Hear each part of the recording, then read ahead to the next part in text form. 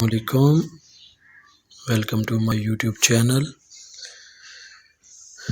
میری دعا ہے کہ آپ ہنستے مسکراتے رہیں اور ہمیشہ اچھے رہیں۔ آج ہم جس بات کر رہے ہیں وہ ہے جوڑوں کے درد میں جو پازیٹیو ہوتا ہے، تو جوڑوں میں بہت شدید درد ہوتا ہے، اور وہ ٹاپک ہے آر اے فیکٹر۔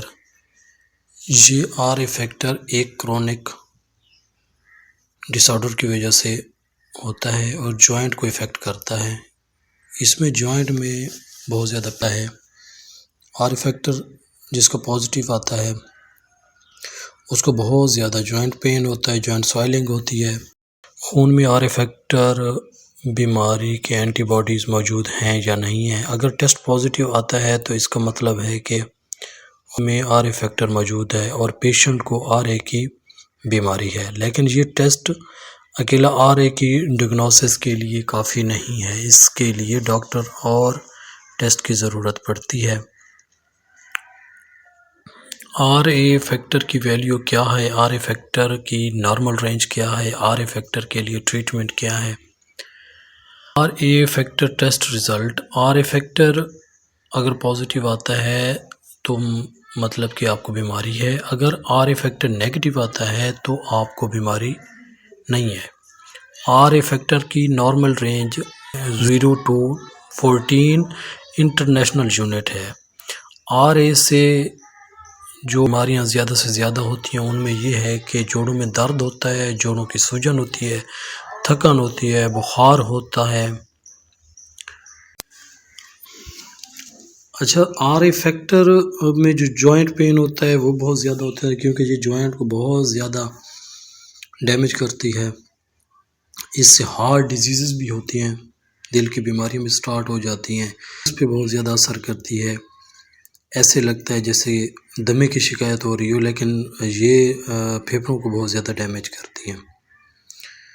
تو آر اے فیکٹر سے بچاؤ کے لیے جو ریکمینڈڈ چیزیں ہیں ان میں سب سے پہلے تو آپ نے اپنا ڈائٹ کا بہت زیادہ خیال کرنا ہے۔ جو چیزیں اس کے ریلیٹڈ اچھی نہیں ہیں، جیسے رائس ہے، ایسی چیزیں آپ نے چاول وغیرہ استعمال نہیں کرنے۔ اس کے بعد جو ہے اس کے میڈیسن کے بارے میں آتے ہیں، تو ان کی میڈیسن میں شامل ہے کہ آپ نے پین ریلیور جتنی بھی میڈیسن ہیں وہ آپ استعمال اس کے لیے کر سکتے ہیں، جتنی بھی ہے، جیسے ایبروبروفن ہے، نیپروکسن سوڈیم ہے، سوڈیم ہے، ڈیکلوفینک پوٹاشیم ہے، یہ آپ استعمال کر سکتے ہیں۔ فزیکل تھراپی جو ہے وہ بھی آپ کروا سکتے ہیں، اس سے بھی جوڑوں کی جو تھراپی ہوتی ہے اس سے جوڑوں کا جسم کا درد کم ہوتا ہے۔ لائف سٹائل چینج کرنا پڑے گا اس کے لیے ہیلتھی ڈائٹ ہے، آپ نے اپنے دماغ کو بالکل فریش رکھنا ہے۔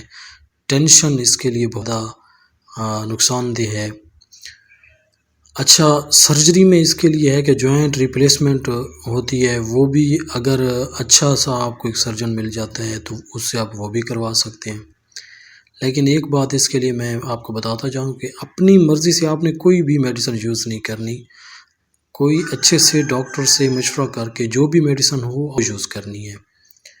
تو ایسے کوئی آپ کو کہہ دے کہ یہ میڈیسن استعمال کریں، وہ آپ نے دوائی استعمال نہیں کرنی۔ کسی سے مشورہ کر کے ڈاکٹر سے، اس کے مشورے کے بعد آپ نے جو ہے میڈیسن یوز کرنی ہے۔